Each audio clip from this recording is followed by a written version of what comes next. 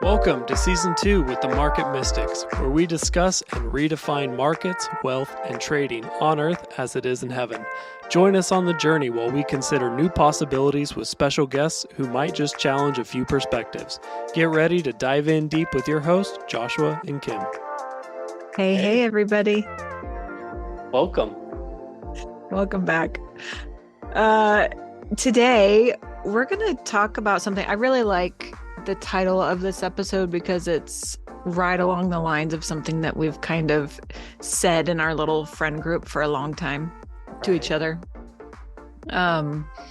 So today we're going to talk about manifesting a little bit. Mm-hmm. Yeah.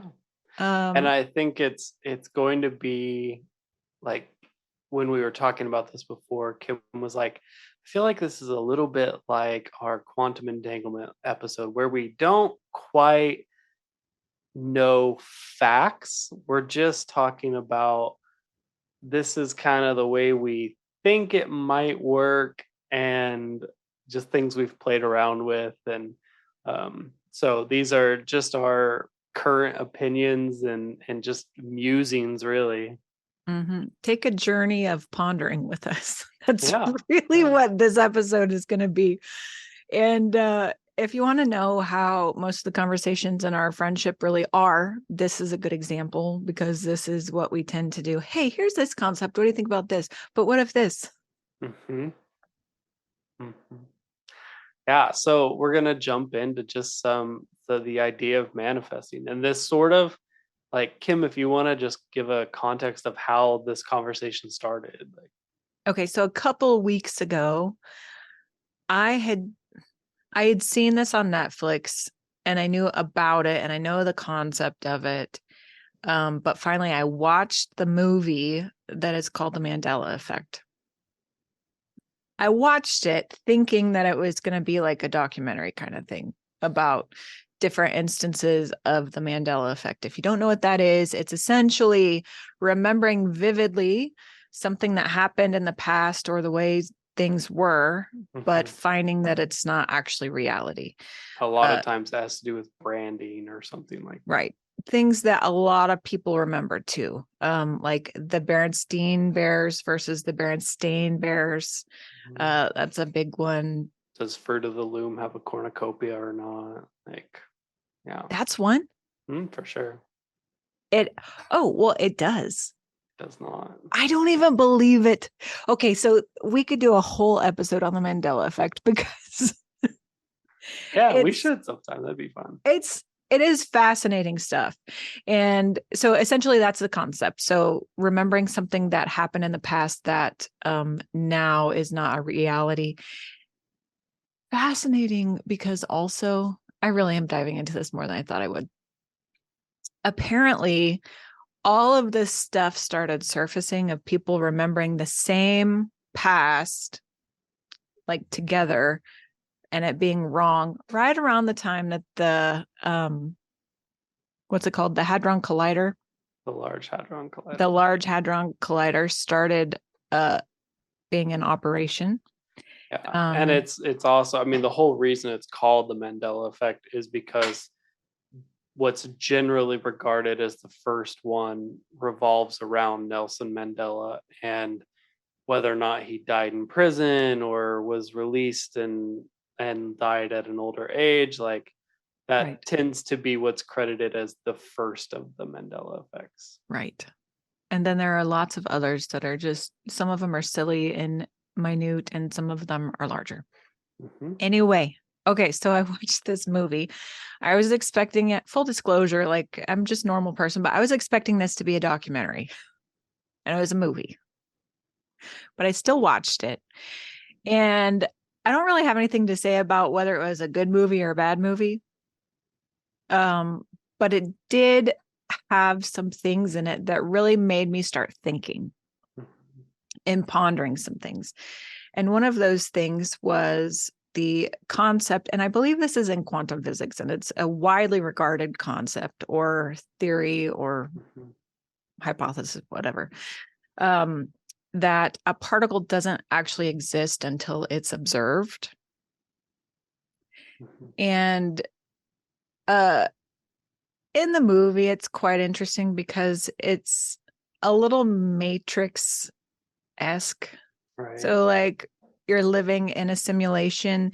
And so a computer doesn't actually have to generate images unless you're observing it to save bandwidth and stuff. Anyway, so it was that concept. And I thought about it in regards to manifesting things like in our spiritual journey. I will tell you, Josh and I have both been practicing some of this and working on it. And honestly, I could get real weird about it, but I met with a being who is very specialized in manifestation of things from different dimensions. So either from earth to heaven or heaven to earth or anywhere in between, or even other dimensions, whatever.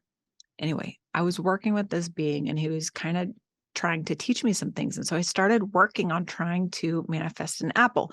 And then I had this conversation with Joshua and he's like, I'm trying to manifest an apple. Mm-hmm. So then, I mean, this was years ago, Right. probably 2 or 3 years ago. Then we're like, okay, I'm going to manifest an apple on your table. Let's see who can do it first. We haven't done it yet that I know of. That I know of either. It's possible that you manifested an apple into our fruit bowl and I never would have noticed the addition of an extra apple. Right. So if you did, I apologize, but you should do it again in a place that I would notice. I'll do my best. Okay, so anyway, this concept of a particle not existing until it's observed. Mm-hmm. I wonder about with manifesting things, are we focusing too much on the process, like eking it out, like making it happen, as opposed to simply observing the finished product? Mm-hmm. That's my initial question. And that was what sparked this conversation. Long story, but that's where it is. Well, and I think that's a really interesting conversation and thought, because I've heard people teach manifestation both ways. Really? I've heard people teach manifestation in the final product, and I've heard people teach it in the process. And I think, so it's like, yeah, I don't know exactly. And neither one of them were talking necessarily about creating out of thin air. One of them, we just recently did an episode with Mark Wilburn. You should go check it out if you haven't. He's been on twice. He's an incredible guest, an amazing teacher. But he did a 5-day challenge. And then part of that, he told a story of when he was first creating his business, that he and a group of friends got together and they role played like customers calling in, coming to them, handing them money, doing these things. And within, I don't know, a year maybe, they had reached a certain threshold in sales that was his goal. And it was like happened much faster than normally would have. And many of the conversations that they had role played actually ended up happening. And it was pretty fascinating. We have also had conversations with Sean Hamlin, an amazing meditator, just a friend of ours. And he's told a similar story of he works in the jewelry business, and he sat down and visualized and brought energy towards this concept, or towards, like, he was watching himself shake hands with people and design rings and like ring it up on the computer, and he would hear the like cash register noise, and like he went through the whole process of that. And that year was the largest year of sales that the company as a whole had ever experienced. But I've also seen and heard and watched people talk about, yeah, all I did was I sat down and I really visualized what my end goal was. And, I think it's what I've learned from all of them is it's about bringing your whole being into it, into the experience. So whether or not you're visualizing the process or whether or not you're visualizing the end goal, like what do you smell? What do you hear? What do you taste? What do you feel? Like what's going on? What are you doing? What's it, what's it look like? What's it feel like? Um, and manifest things that way. And it's kind of interesting because I think you get into two camps of manifestation. There's like the one camp that's like, okay, you visualize this process, and within that, all of the energy that's needed to complete that starts being drawn to you, and you start co-creating that thing happening. And then there's the other camp of manifestation that is like, well, you visualize this and it appears, like, the from thin air, or the, well, you still do it, but all the resources and everything you need is pulled to you to help make that a reality. Like, it's kind of like when we're talking about apples, does the apple appear on our table, or does some stranger walk by and hand us an apple or hand us $1 and then we drive by an apple stand? Like, are either one of those less real manifestations? I don't know. I don't think so. I think it's just happening in different ways. It's true. I wonder, we've referenced this in another episode before. It was called Higher Way of Life. But there's this book series. It's called The Life and Teaching of the Masters of the Far East by Baird T. Spalding. We talked about in that other episode this concept of a love bomb, but there's another part of this book that talks about manifestation of corn, or like the means for sustenance, right? And this is where I really started pondering some of these different ways of manifesting. And honestly, I've just learned along the way. I am no expert. I am no like any kind of authority on anything with this, but I'm somebody who thinks about these things, right? And in this book, it talks about, first it shows these people who have manifested the seed to plant to grow corn in this obscure part, I don't know, of the wilderness. And so they plant it, they grow the corn to then make the food to have the nourishment and sustenance for the people around. But then they show another person who has manifested the cornbread. So it is like them manifesting the seed to be able to then cultivate these things from it, or manifesting the finished product. And I think that goes along with what you're talking about, Josh, like these different methods by which you could do it. But I have to also wonder, is there one that is more full than the other? You know what I mean? Because I would think, just right off the top of my head, I would think, well, obviously you want to manifest the finished product. It's less work, like less waiting, all of these things. But we were just having a conversation with somebody yesterday, and there is so much value in a process. So is it actually more valuable to manifest the corn, to plant, to then grow and harvest and grind into a meal, to then mix with water and bake a bread? Right.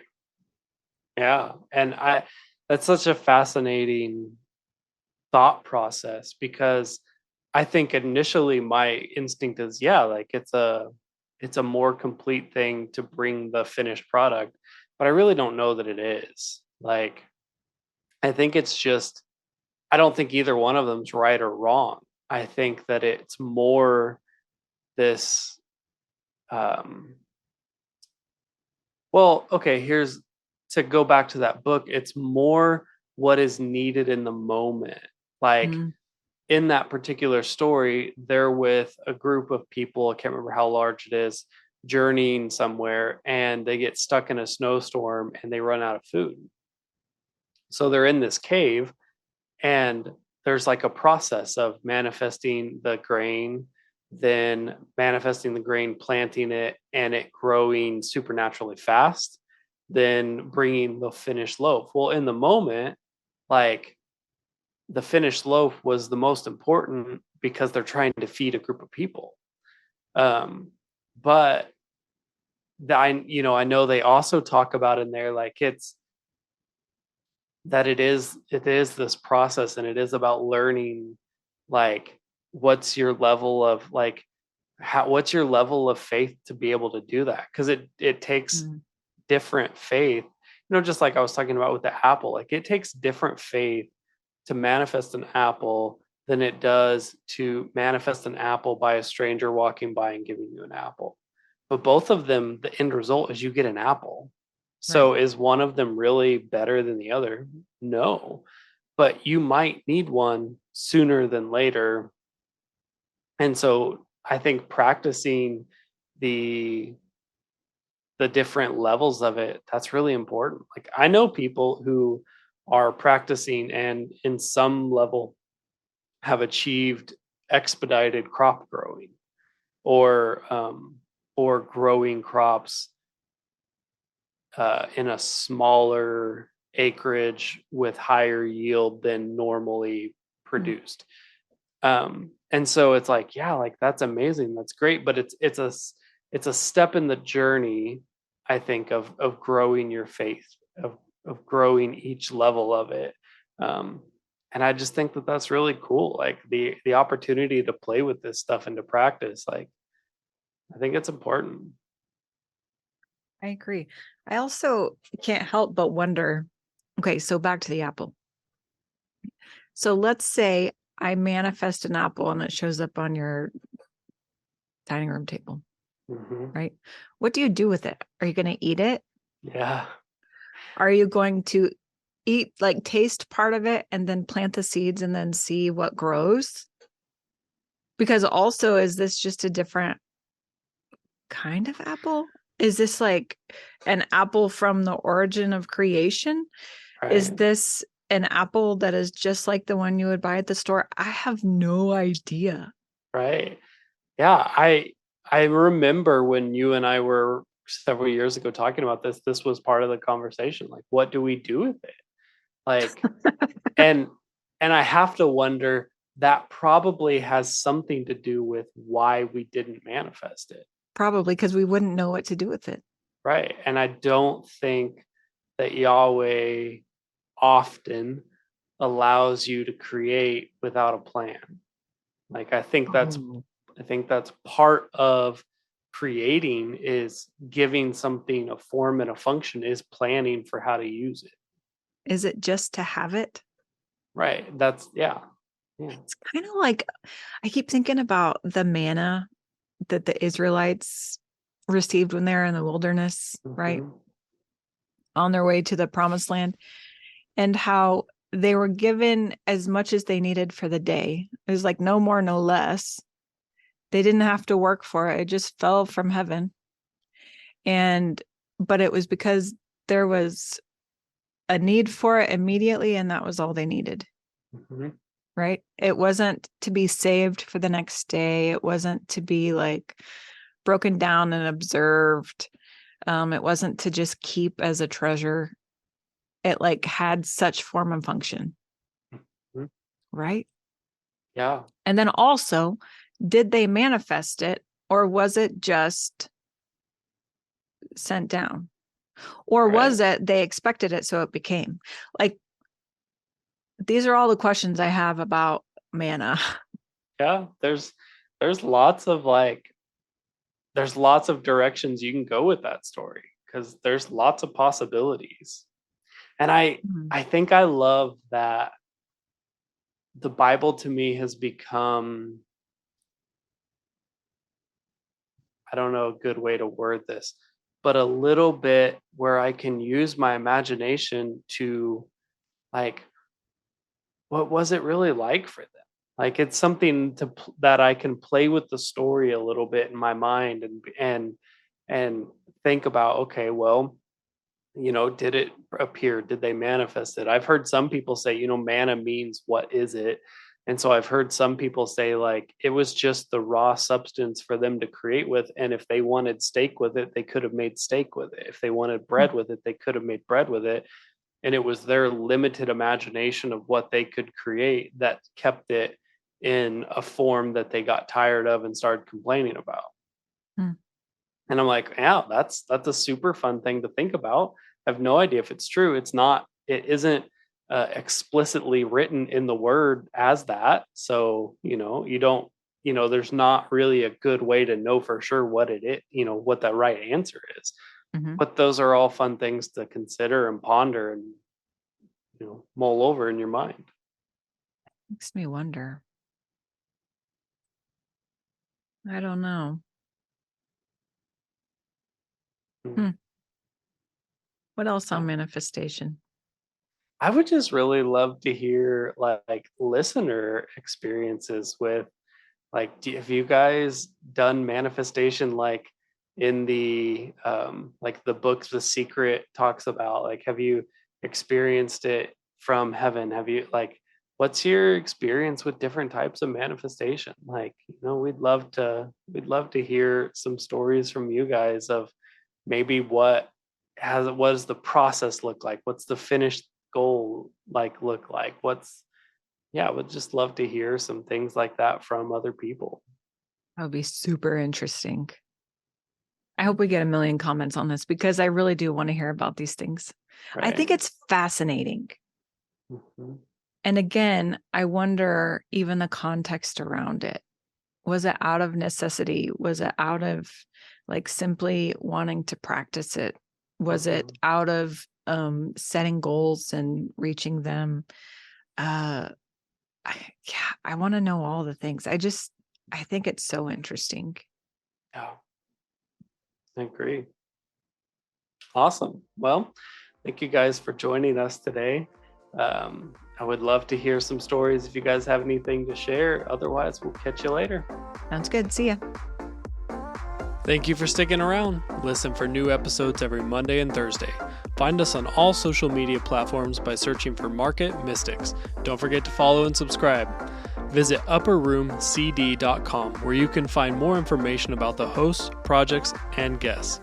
Go deeper by booking a coaching appointment focused on redefining identity and wealth in your life. See you next time.